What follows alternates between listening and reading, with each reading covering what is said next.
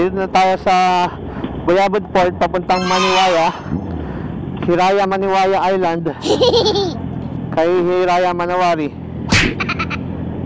Walang kainan. Guys, wala pala masyadong kainan dito sa Santa Cruz. Kaya sa Torrijos pa lang kumain na kayo. 10 AM na pero wala pa rin bukas na kainan. Nag-decide kami na iwanan na pala yung mga motor namin kasi maliit lang yung mga bangka dito. 60 pesos per day lang ang parking fee.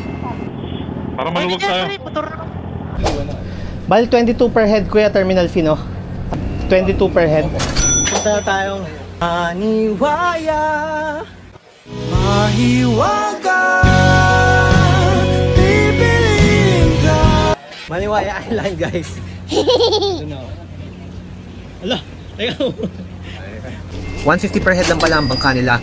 Pero agahan nyo kasi maaga lang ang mga biyahe dito and kukunti lang ang mga bangka. Pag nalagpasan kayo ng mga biyahe, kailangan nyo na magrenta papunta sa Maniwaya Island, which is mapapamahal kayo. Siguro nasa 1.5 to 3.5 ang bangka nila papunta Maniwaya Island. Yeah baby. Island hopping naman tayo guys. Nakaka-fill up na wala. Kasi dito po kayo parang di po kayo militan. Buti ano lang po. Ano yung po yun? Alam po yun. Hindi bro. Nagantay pa kami ng ilang oras para mapuno yung bangka bago kami umalis. Pero itinulog ko lang para hindi ko maramdaman yung tagal.